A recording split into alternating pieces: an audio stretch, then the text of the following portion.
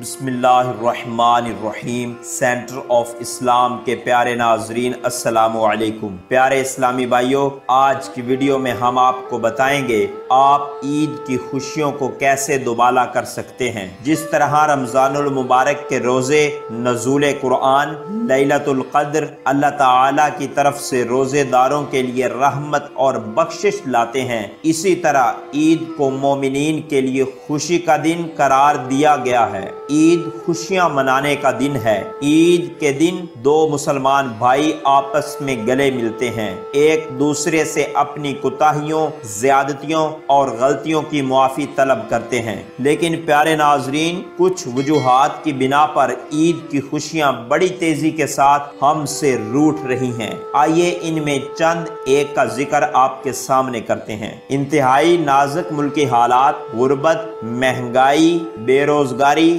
منفی سماجی رویے، بگڑتے خاندانی نظام کے باعث آج کل عید کی خوشیوں میں روایتی جوش، ولولہ، خلوص، محبت اور پیار ختم ہوتا جا رہا ہے۔ نہایت افسوس سے کہنا پڑتا ہے، ایک نئے سروے کے مطابق پاکستان کی کل آبادی کا 85% حصہ غربت کی لکیر سے نیچے زندگی بسر کر رہا ہے۔ عید خوشی کی بجائے ان لوگوں کے لیے ایک خوف بنتی جا رہی ہے، کیونکہ اس تہوار پر اٹھنے والے اخراجات کو یہ لوگ برداشت نہیں کر سکتے۔ یہ لوگ رشتہ داروں حتیٰ کہ اپنے بچوں سے بھی منہ چھپاتے پھرتے ہیں۔ اس طرح کے پرفتن دور میں عید کی خوشیاں کون منائے گا؟ پیارے ناظرین، ماہ سیام کا بنیادی مقصد تو دیانت داری اور معاشرے میں بہتری لانا ہے، لیکن ہمارا معاشرہ برائی کی طرف گامزن ہے، کیونکہ ہمارے رویے اور اعمال درست نہیں۔ امیر اور غریب تمام لوگ جان بوجھ کر مہنگائی کر دیتے ہیں، تو ایسے میں عید کی حقیقی خوشی کیسے نصیب ہوگی؟ ابھی عید بالکل قریب ہے،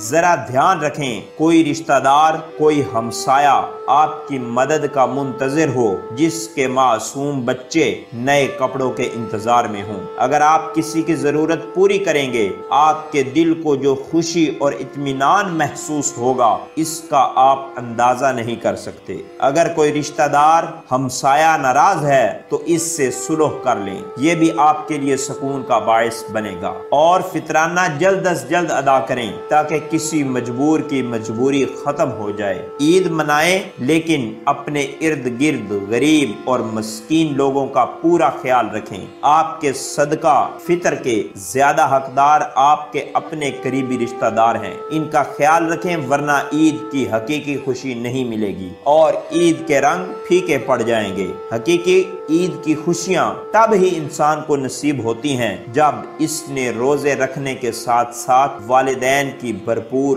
خدمت بھی کی ہو۔ کاش ہماری نوجوان نسل بھی یہ سوچے کہ جن پاؤں پر والدین انگلی پکڑ کر چلنا سکھاتے ہیں، جس زبان سے وہ بچوں کو بولنا سکھاتے ہیں، کیا اس اولاد کی زبانوں سے والدین کے لیے توہین آمیز کلمات نکل سکتے ہیں؟ اس وقت ہم پر جتنی برائیاں اور آسمانی آفات حملہ آور ہیں، یہ سب کچھ خدا کی ناراضگی کا منہ بولتا ثبوت ہے۔ کاش ہم اپنی حقیقت کو جان کر اپنے رب اور پیارے نبی کریم صلی اللہ علیہ وآلہ وسلم اور اپنے والدین کی دل سے عزت کرنا سیکھیں، کیونکہ خوشیاں عید الفطر کی ہوں یا کوئی اور ہوں، والدین کے بغیر مکمل نہیں ہوتی۔ اللہ تعالیٰ سے دعا ہے اللہ تعالیٰ ہم سب کو عید کی بھرپور خوشیاں عطا فرمائے، اور جو ہم سے بچھڑ گئے ہیں اللہ تعالیٰ ان کی مغفرت فرمائے۔ پیارے ناظرین، اگر آپ اس چینل پر نئے ہیں تو اپنے اس چینل کو سبسکرائب کر کے گھنٹی کے نشان کو دبا دیں تاکہ آپ کے پاس مزید نئی ویڈیو کا نوٹیفیکیشن پہنچتا رہے، اور کومنٹس باکس میں اپنی قیمتی رائے سے ضرور آگاہ کریں، اور تمام ناظرین کو ہماری طرف سے ایڈوانس عید مبارک۔